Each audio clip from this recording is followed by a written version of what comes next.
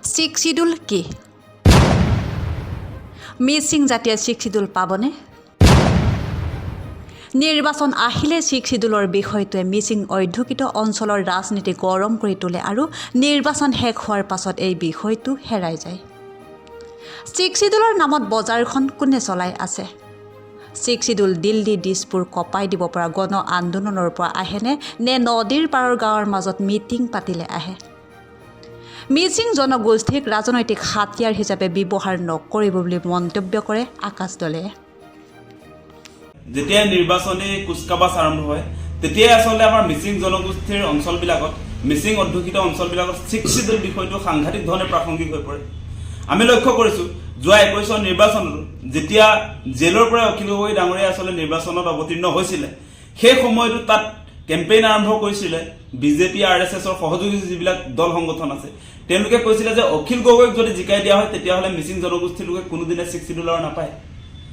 BJP আৰএছএছৰ সহযোগী যিবিলাক দল সংগঠন আছে সেই দল সংগঠনবিলাকে তাত সাংঘাতিক ধৰণে প্ৰচাৰ কৰিছিলে যে সুশান্ত বৰগোহাঁইক যদি জিকাই দিয়া হয় 3 মাহৰ ভিতৰত মিচিং জনগোষ্ঠীয়ে 6 শিডিউল পাব তেনেকৈ ঘৰে ঘৰে প্ৰচাৰ কৰিছিলে। এতিয়া 2 বছৰ অতিক্ৰম কৰিলে আজিৰ দিনটোত মিচিং জনগোষ্ঠীয়ে 6 শিডিউল পালেনে নাই? সুশান্ত বৰগোহাঁই কেবিনেট মিনিষ্টাৰ হ'লনে নাই? আৰু তেওঁলোকে 29টা ৰাস্তা তাত মুকলি কৰিছিলে নিৰ্বাচনৰ সময়ত। আজিৰ তাৰিখলৈ সেই ৰাস্তাৰ অগ্ৰগতি কিমান? এটা ৰাস্তাও আজিৰ তাৰিখলৈ সম্পূৰ্ণ নহ'ল। এতিয়া মোক কোনোবাই প্ৰশ্ন উত্থাপন কৰে যে মিচিং জনগোষ্ঠীৰ অঞ্চলবিলাকত মিচিং এলেকাবিলাকত আকাশ দলে পঠিওৱা হৈছিলে নহয়, তাত কি হ'ল ৰিজাল্ট? তেনেকুৱা ধৰণৰ কথা বতৰা কৈ আমাৰ বিৰোধী ঐক্য মঞ্চৰ কিছুমান মানুহ অখিল গগৈক টাৰ্গেট কৰি কিছুমানে আক্ৰমণ কৰিছে। এই মুহূৰ্তত আমি এটা কথা স্পষ্ট কৰি দিওঁ, তেওঁলোকে বাৰম্বাৰ আসলে ব্লেকমেইল কৰিহে মিচিং জনগোষ্ঠীৰ ভোটবিলাক লৈ থাকে আৰু যেতিয়াই নিৰ্বাচন আহে তেতিয়াহে 6 শিডিউলৰ কথা বতৰা ওলায়। বাকী নিৰ্বাচন জিকি যোৱাৰ পাছত আৰু সেই সম্পৰ্কত কোনো ধৰণৰ চৰ্চা নাই। আৰু 6 শিডিউল বস্তুটো কোনোবা MLA এজনক জিকাইলে যে 6 শিডিউল পাব তেনেকৈ আসলে ব্লেকমেইল কৰি থকাটো কোনো কাৰণতে সহ্য কৰিব পৰা বিধৰ নহয়। MLAৰ কি এক্টিয়াৰ আছে আসলে 6 শিডিউলৰ ক্ষেত্ৰত? 6 শিডিউল কি? 6 শিডিউল হৈছে সংবিধানৰ 6ষ্ঠ অনুসূচী। সংবিধানৰ 6ষ্ঠ অনুসূচীৰ আৰ্টিকল 244(2) আৰ্টিকল 275(1) ইয়াত লিখা বস্তু এইটো আছে ভাৰতৰ সংবিধানত। ভাৰতৰ সংবিধানত থকা বস্তুটো ইয়াত এক্টিয়াৰ ইয়াৰ আসলতে অথৰিটি কোন? অথৰিটি হৈছে পাৰ্লিয়ামেণ্ট, অথৰিটি হৈছে ভাৰত চৰকাৰ।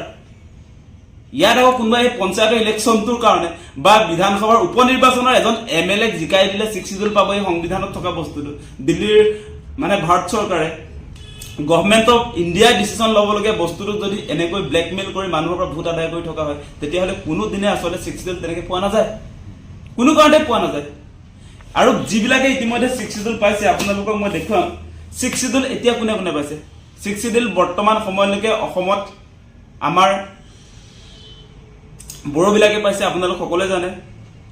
BTC পায়, তেওঁলোকে BTRও পাইছে। 6 শিডিউলতকৈ ওপৰত দেই BTR। তাৰোপৰি আপোনালোক সকলোৱে জানে আজি কাৰ্বি আংলঙত 6 শিডিউল পাইছে কাৰ্বিসকলে, যিবিলাকে আচলতে পাহাৰত বসবাস কৰি আছে। প্লেইনৰ কথা কোৱা নাই, আমাৰ গুৱাহাটীত থকা কাৰ্বিসকলৰ কথা কোৱা নাই। ডিমা হাছাও 6 শিডিউল আছে। আৰু তেওঁলোকৰ সেই মুভমেণ্টটো কেনেকুৱা আছিলে আপোনালোকে মনত পেলাওক, সেই বড়ো মুভমেণ্টটো মনত পেলাওক। ডিভাইড আছাম 50-50, কুকুৰাঝাৰত যে 50,000 1 লাখ মানুহ যে সমবেত হৈছিলে, তাত পুৰুষ মহিলা ডেকা গাভৰু সকলোৱে যন্তৰ মন্তৰ, দিল্লীৰ যন্তৰ মন্তৰ যে কপাই তুলিছিলে, মাহেকত যে 3-4 বাৰকৈ আন্দোলন হৈছিলে, মনত পৰিছেনে আপোনালোকে? তাৰ উপৰি তেওঁলোকৰ আৰ্ম ফ'ৰ্চবিলাকৰ মুভমেণ্টটো চাওক। আজি BTR যে পাইছে, BTC চুক্তি কোনে কৰিছিলে? হাগ্ৰামা মহিলাৰে কৰিছিলে।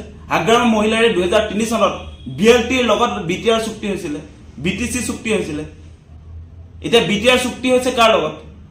এতিয়া BTR চুক্তি হৈছে আপোনালোকে জানে হাগ্ৰামা মহিলাৰে আমাৰ এপছুৰ লগত হৈছে, লগতে ৰঞ্জন দৈমাৰী গোটৰ লগত হৈছে। গতিকে আপোনালোকে যিটো কথা কৈ আছে যে আবেদন নিবেদনৰ জৰিয়তে আলোচনা বিলোচনাৰ মাজেদি 6 শিডিউল আহে, তেনেকৈ আচলতে অসমত কোনো এটা জনগোষ্ঠী আজিৰ তাৰিখলৈ 6 শিডিউল পোৱা নাই। সেইটো সম্ভৱেই নহয় কোনো কাৰণতে সম্ভৱ নোহোৱা কথা এটা আপোনালোকে মাৰ্কেট আপোনালোকে বজাৰত মেলি দিয়ে, চবেই জানে। এতিয়া মই আপোনালোকক এটা কথা বুকুত হাত দি ক'ব পাৰোঁ, আজিৰ দিনটোত দায়িত্ব সহকাৰে কৈছোঁ যে ৰণোজ পেগু, ভুৱন পেগু সকলোৱে জানে যে 6 শিডিউল এনেকৈ নাহে। 6 শিডিউলৰ কাৰণে তেওঁলোকে নিজেও কথা পতা নাই। যদি কথা পতা হ'লে যদি কথা পতা হলে অলপমান ইনভলভমেন্ট অসম চৰকাৰ থাকে অসম বিধানসভাত এই কথাটো উত্থাপন হ'লহেঁতেন তেওঁলোকৰটো ৰিজলিউচন এটা যাব অসম চৰকাৰত অসম চৰকাৰৰ ফালৰ পৰা এটা সিদ্ধান্ত কেন্দ্ৰলৈ পঠিয়াব লাগে সেইটো পঠিয়াবৰ কাৰণে তেওঁলোকে তাত আলোচনা কৰিব লাগে নাই বিধানসভাত আজি বিজেপিত যোগদান কৰাৰ পাছত আজি কিমানটা বছৰ অতিক্ৰম কৰিছে কেইটা বিধানসভাৰ অধিৱেশন হৈ গ'ল আজি ৰণোজ পেগু ভুৱন পেগুৱে 6 শিডিউল সম্পৰ্কত মাত মাতিছেনে 6 শিডিউল সম্পৰ্কত কেতিয়াবা টিভিৰ টক শ্ব' বহিছেনে আমি 6 শিডিউল সম্পৰ্কত সভা সমিতি পতা দেখিছোঁ এই নদীৰ পাৰত বুঢ়ীদিহিং নদীৰ পাৰত কেতিয়াবা দেখোঁ ৰঙা নদীৰ পাৰত কেতিয়াবা দেখোঁ নদীৰ পাৰত 6 শিডিউল নাপায় আপোনালোকে নদীৰ পাৰত 6 শিডিউল দিবলগীয়া মানুহ নাই তাত 6 শিডিউল দিব দিল্লী পাৰ্লিয়ামেণ্টে 6 শিডিউল দিব ভাৰত চৰকাৰে গতিকে 6 শিডিউল পাবলগীয়া আপোনালোকে সংগ্ৰাম কৰা নাই 6 শিডিউল এনেকৈ নাহে 6 শিডিউলৰ মুভমেণ্টটো আপোনালোকে অধ্যয়ন কৰক আৰু যিবিলাক জাতিয়ে ইতিমধ্যে 6 শিডিউল লাভ কৰিছে তেওঁলোকৰ অনুসৰণ কৰক তেওঁলোকৰ মুভমেণ্টটো কেনেকুৱা আছিলে আজি বড়ো মুভমেণ্ট কেনেকুৱা আছিলে সেইটো অনুসৰণ কৰক আপোনালোকে আজি ডিমাচা জাতিৰ মুভমেণ্ট কেনেকুৱা আছিলে সেইটো অনুসৰণ কৰক আজি কাৰ্বিসকলৰ মুভমেণ্টটো কেনেকুৱা আছিলে সেইটো অনুসৰণ কৰক এনেই আৰু আপোনাৰ সংসদীয় ৰাজনীতিৰ জৰিয়তে 6 শিডিউল আনিব পাৰে তেনেকুৱা অদ্ভুত পৰিকল্পনা মানুহৰ মাজলৈ কেতিয়াও নিনিব সেইটো কোনো কাৰণে সম্ভৱেই নহয় তেনেকুৱা সম্ভৱ কৰি দেখুৱা এটা জাতিক আপোনালোকে উদাহৰণ হিচাপে দেখুৱাওক তেতিয়া আমি মানি ল'ম মাজতে বিজেপিত যোগদান কৰাৰ পাছত ৰণোজ পেগুৰ এটা বক্তব্য এতিয়া মই অৱশ্যে বিচাৰি পোৱা নাই তেওঁতো 6 শিডিউল নালাগে বুলিয়ে কৈ দিছিলে কাৰণ তেওঁ নিজে বিচৰাও নাই আৰু বিজেপিত যোগদান কৰাৰ পাছত তেওঁ বিচাৰিব নোৱাৰে এইটো এটা ঐক্যবদ্ধ এটা মুভমেণ্টৰ পৰা আহে